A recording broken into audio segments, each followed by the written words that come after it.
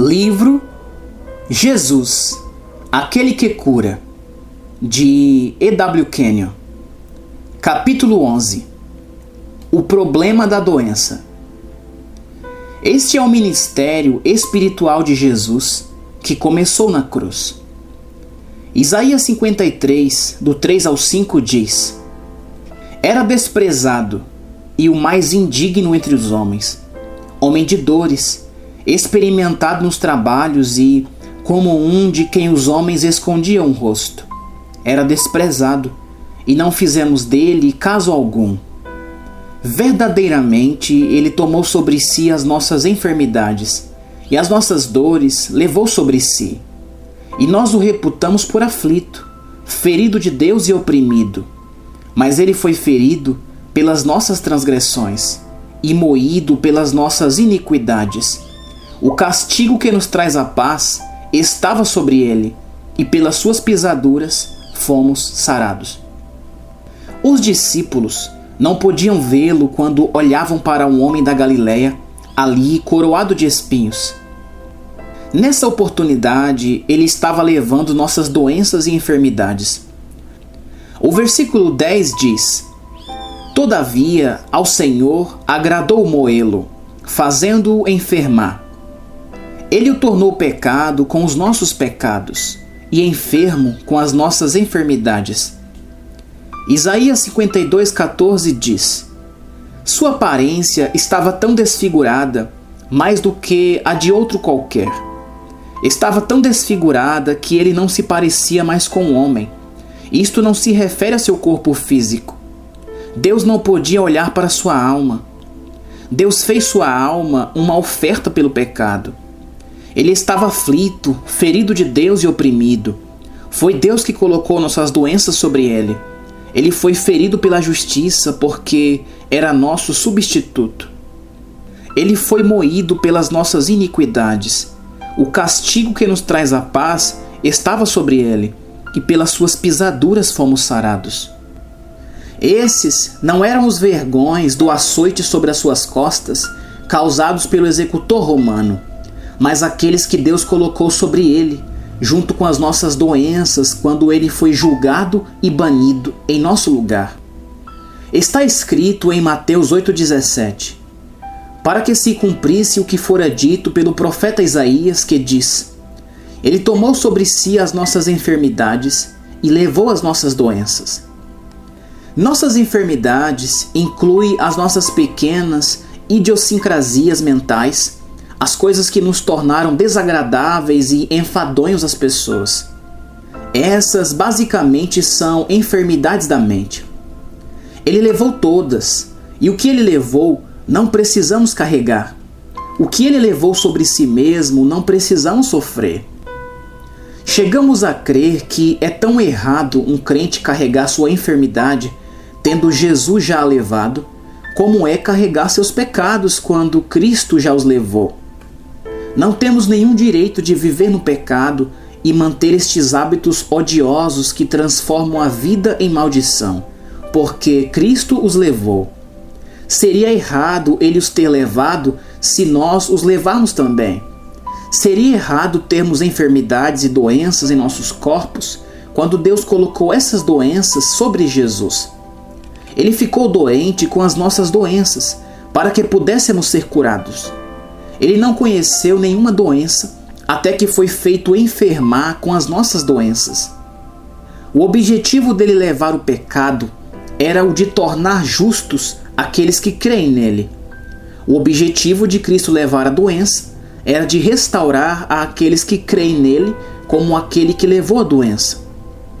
O fato de Cristo ter levado o pecado tornou a justiça algo certo para a nova criação. O fato de Cristo ter levado a doença tornou a cura algo certo para a nova criação. Ele tomou nossos pecados e nos tornou justos. Ele tomou nossas doenças e nos restaurou. Ele tomou nossas enfermidades e nos deu sua força. Ele trocou nossa fraqueza por sua força, nossas falhas por seu sucesso. Doença não é da vontade do Pai. Entendemos que a doença é um caso de quebra da comunhão com o céu. A doença é dor, é fraqueza, é perda da capacidade de abençoar e de ajudar.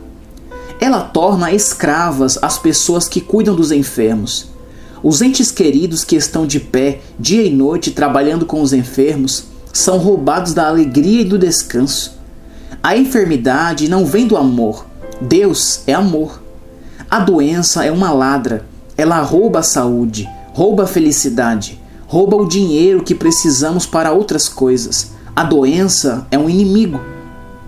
Olhe para o que ela roubou daquele paciente de tuberculose. Ela veio sobre ele no meio da mocidade, tornou-o um fardo para sua família, encheu-o com ansiedade e dúvida, medo e dor. Ela o roubou de sua fé. Veja o que a doença fez para aquela mulher. Ela a roubou de sua beleza, de sua alegria e amor. Ela não mais pode cumprir o seu papel de mãe ou de esposa. Tudo isso veio do diabo. Jesus disse em Lucas 13, do 1 ao 17, que a doença é de Satanás. E eis que estava ali uma mulher que tinha um espírito de enfermidade, havia já 18 anos, e andava curvada, e não podia de modo algum endireitar-se. No final ele diz: e não convinha soltar desta prisão, no dia de sábado, esta filha de Abraão, a qual há 18 anos Satanás mantinha presa? Ela estava presa por Satanás. Atos 10:38 nos conta que Jesus andava fazendo bem e curando a todos os oprimidos do diabo. Do começo até o fim do ministério público de Jesus, ele combateu contra Satanás. Sua batalha não era contra os homens, mas inteiramente contra os demônios que habitavam nos homens. Foi o diabo que usou o sumo sacerdócio para provocar a contenda que finalmente pregou Jesus na cruz. Não diga a ninguém que a doença é a vontade do amor. Ela é a vontade do ódio, é a vontade de Satanás. Se a doença fosse a vontade do amor, o amor se transformaria em ódio. Se a doença fosse a vontade de Deus, o céu ficaria cheio de doenças e enfermidades. Jesus era a vontade expressa do Pai. Ele andava curando os enfermos. A doença e a enfermidade nunca são da vontade do Pai. Crer que são é ser iludido pelo adversário. Se a cura não estivesse no plano da redenção, não estaria no capítulo que fala da substituição, Isaías 53. Se a cura não estivesse na redenção, o Pai não a teria ensinado na sua palavra. Jesus curou todos os que vieram até ele, judeus e gentios, juntamente. Ele estava executando a vontade do Pai. Ele era a vontade do Pai. Capítulo 12. Sendo restaurado em Cristo. Não importa a partir de qual ângulo você olha o cristianismo, ele é um milagre. E o milagre mais admirável é a nova criação. Nunca poderemos chegar ao seu âmago, pois permanecemos de fora dela, como espectadores, olhando para ela a partir de seus vários ângulos. O homem se torna uma nova criação, recebendo a própria vida e natureza de Deus. Considere os seguintes versículos como ilustração. Colossenses 2,13.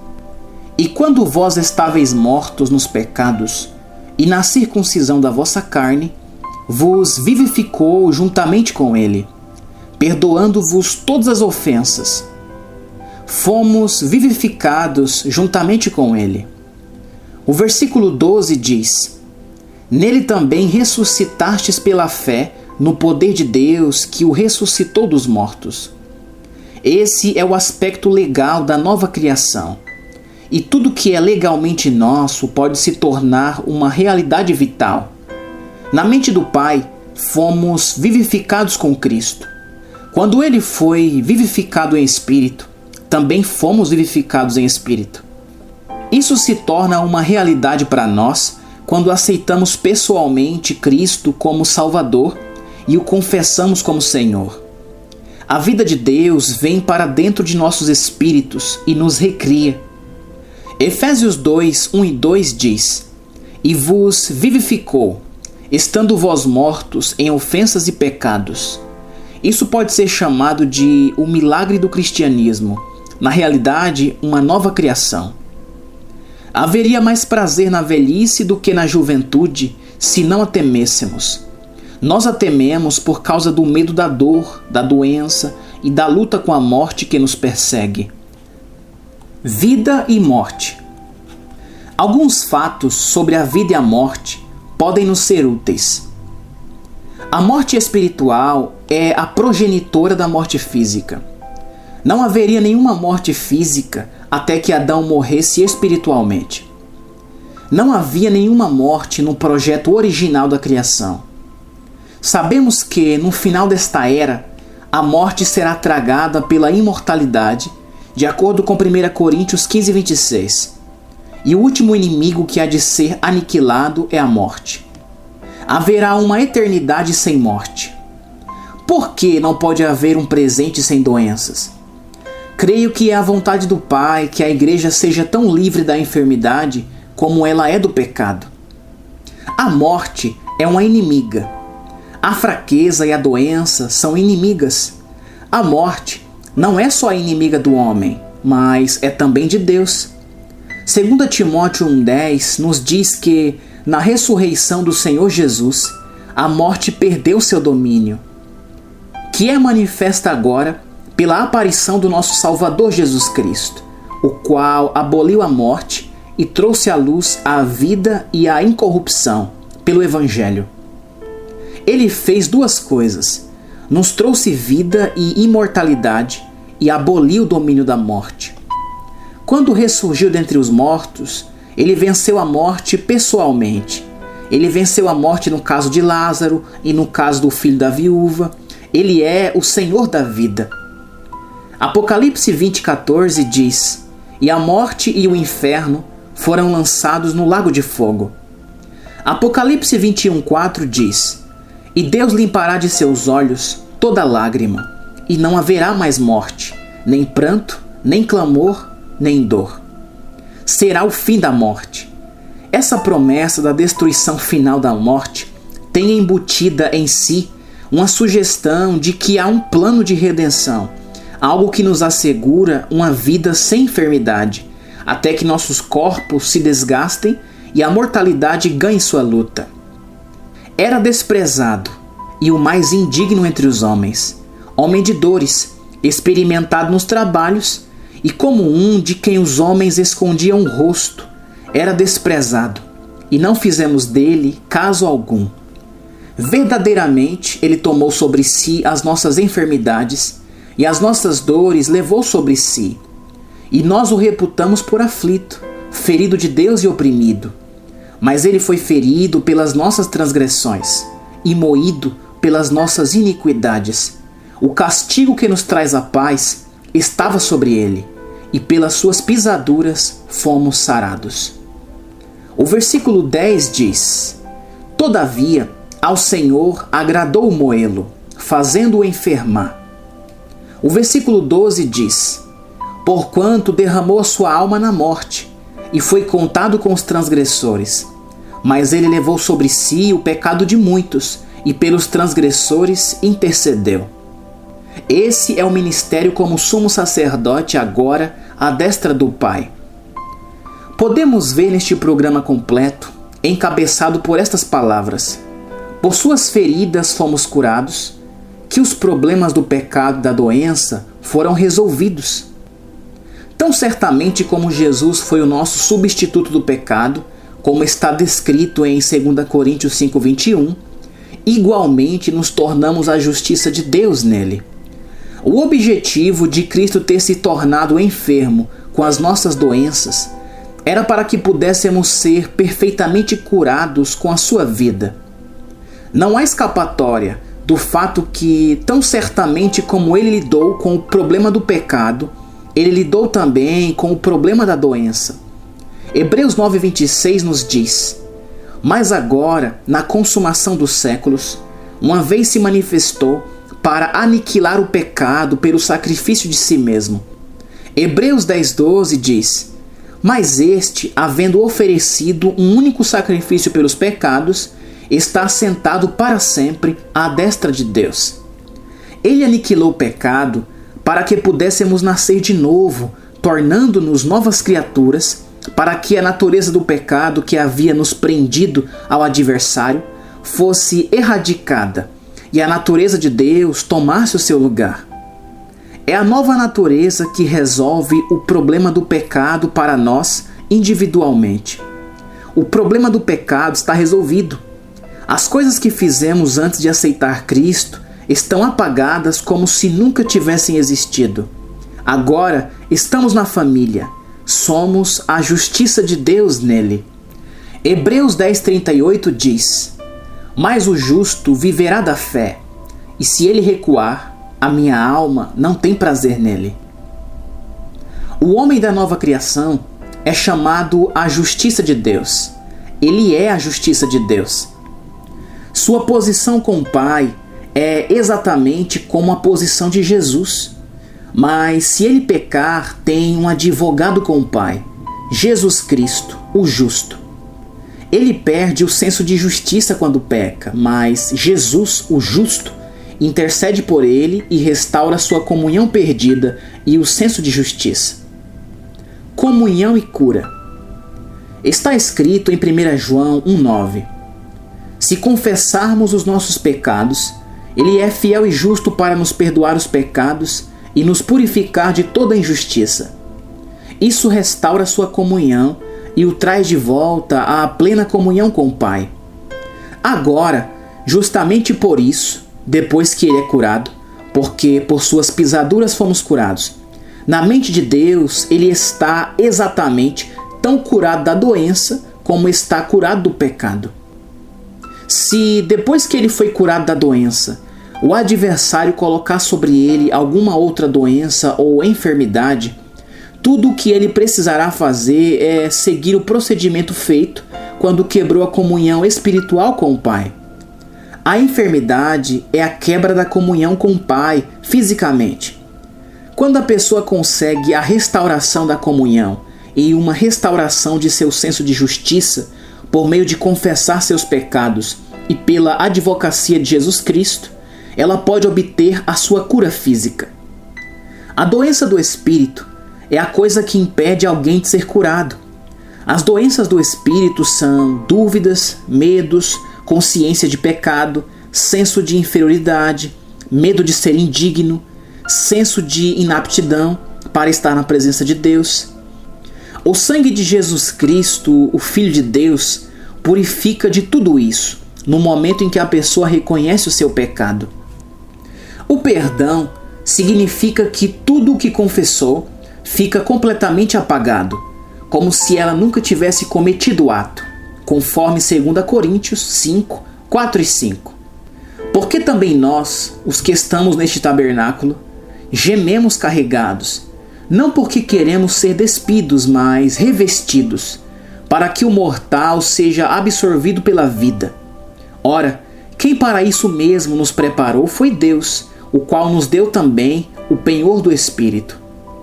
A palavra em grego para vida aqui é zoe. Ela significa vida eterna, vida de ressurreição. Em outras palavras, significa que a vida do Filho de Deus, a vida eterna, pode absolutamente dominar, governar e controlar as nossas vidas físicas. Se isso é verdade, então a doença fica completamente vencida. A fraqueza física fica eliminada e o Salmo 27:1 se torna uma realidade. O Senhor é a minha luz e a minha salvação. A quem temerei? O Senhor é a força da minha vida. De quem me recearei? Luz é conhecimento. Jesus é a luz do mundo. Aquele que anda nessa luz não tropeçará como aquele que anda em trevas, porque terá a luz da vida. João 8,12. Eu sou a luz do mundo. Quem me segue não andará em trevas, mas terá a luz da vida. A palavra será sua lâmpada, sua luz, sua salvação. Essa é a verdadeira libertação. Essa é a redenção. Salmo 119, 105 diz: Lâmpada para os meus pés é a tua palavra e luz para o meu caminho. Ela é libertação das coisas que não são da vontade do Pai. Você não pode nem por um momento crer que a mortalidade seja a vontade do Pai. Mortalidade significa fraqueza, doença, morte. Você não pode conceber que a doença e a enfermidade seja a vontade do Pai. O Senhor é a minha luz e a minha salvação. Isso significa salvação da enfermidade, da doença, da fraqueza no corpo físico. O medo não dominará mais sobre a sua vida. Se um homem pudesse ser libertado do medo da fraqueza, da morte ou da dor, ele seria um vencedor. A redenção planejou isso mesmo, que nossos corpos nunca estivessem sujeitos à doença depois de nascermos de novo. Alguém diria: e quanto ao espinho na carne de Paulo? Aquilo não era doença, era um demônio interferindo em seu ministério público, na sua oratória, fazendo com que ele falasse gaguejando. Não tinha nada a ver com doença. Toda aquela tola afirmação quanto a Lucas ser o médico de Paulo não é verdadeira.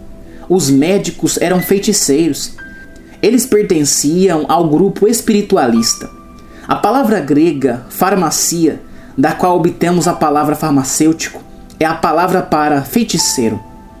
Em 2 Coríntios 4,10, Paulo diz: levando sempre no corpo o morrer de Jesus, para que também a sua vida se manifeste em nosso corpo. Porque nós que vivemos somos sempre entregues à morte por causa de Jesus. Por quê? Eles viviam em temor constante de serem apedrejados, de serem lançados aos leões ou de serem queimados vivos nas estacas. Para que também a vida de Jesus se manifeste em nossa carne mortal.